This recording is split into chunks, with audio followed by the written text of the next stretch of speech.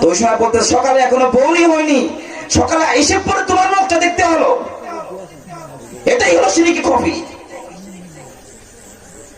এটাই 1 নম্বর স্টেপ। যদি কোনো ব্যক্তি শিরিক করে তাহলে তার দুনিয়াও ধ্বংস এবং আখিরাতও ধ্বংস। আমরা মনে করি শুধুমাত্র কেউ যদি মাজারে সিজদা করে তাহলে সেইটাই হলো শিরিকের অন্তর্ভুক্ত, অন্যগুলা শিরিক না। শিরিক শুনবেন, শিরিক হলো 2 প্রকার। একটা হলো শিরিকে আকবার, আরেকটা হলো শিরিকে খফি। প্রথম প্রকারের শিরিক হলো যে সমস্ত ব্যক্তিরা আল্লাহ তাআলাকে ছাড়া অন্য কারো কাছে মাথা নত করে, আল্লাহকে ছাড়া অন্য কাউকে সিজদা করে, এটা হলো শিরিকে আকবার। আর শিরিকে খফি অর্থাৎ ছোট্ট ছোট্ট শিরিক কাকে বলা হয়?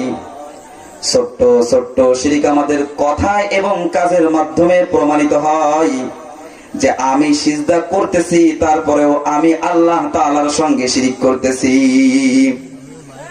আমি বড় শিরিক নিয়ে আমি আলোচনা করব না, কারণ বড় শিরিক আমরা অধিকাংশরাই জানি। বড় শিরিক কি? আমি একটা গাছকে সিজদা করতেছি, এটা হলো বড় শিরিক।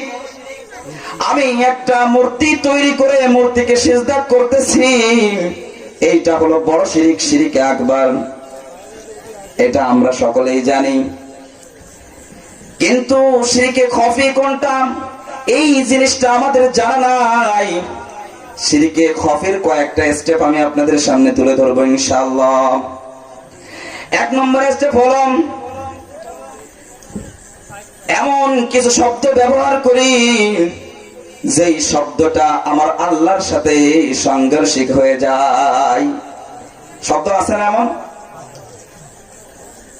দোকানদার দোকানদারি করতেছে, তো একজন হঠাৎ দোকানে গেছে কিন্তু তার পকেটে টাকা নাই, সে পরিচিত, তার দোকান থেকে কেনাকাটা করে, কিন্তু বলছে যে আমার কাছে টাকা নাই, তো তুমি আমাকে দাও।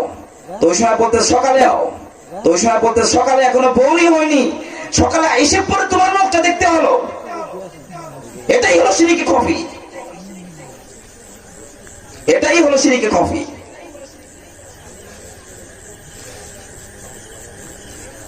আরেকটা স্টেপ হলাম আমি নামাজ আদায় করতেছি,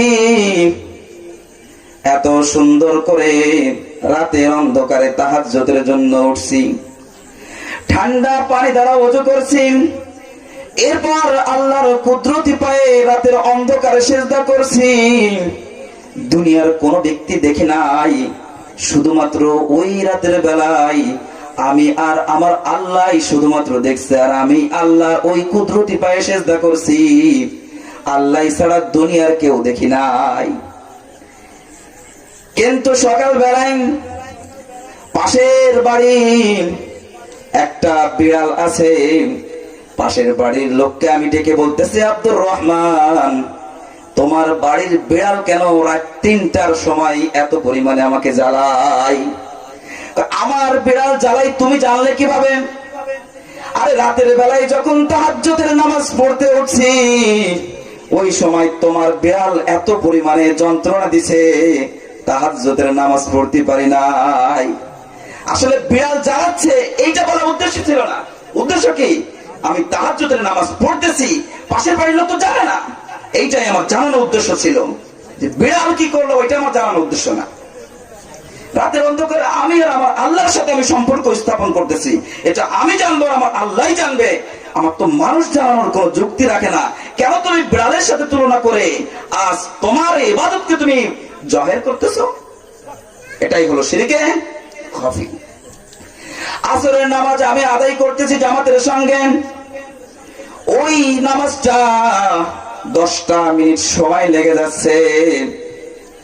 এরপর জামাত ফেল করেছি, মসজিদ ভর্তি লোক রয়েছে, ওই সময় আমার একাকিত্ব নামাজটা আমার 8 মিনিট সময় লাগতেছে।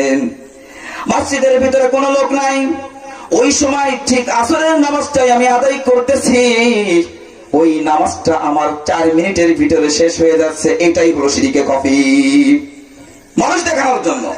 মানুষ যখন মসজিদ ভর্তি আছে তখন নামাজের সময় লাগতেছে 8 মিনিট, মানুষ যখন মসজিদে নাই তখন নামাজের সময় লাগতেছে 4 মিনিট। এর অর্থটা কি? আমি নামাজি, আসরের নামাজ আমার হোক বা না হোক, আমি মসজিদ থেকে ঘুরে আসছি, চায়ের দোকান থেকে আমি উঠে গেছি, চায়ের দোকানে আরো 5টা লোক ছিল, তারা তো উঠি নাই, আমি নামাজটা পড়ে আসছি, তারা তো জানতে পারছে আমি নামাজি ব্যক্তি, আমি নামাজের জন্য মসজিদে গিয়েছি। শিরকে খফি, শিরকে আকবার আমি বলবো না, আকবার সবাই জানে। তাহলে করতে আমি ইমাম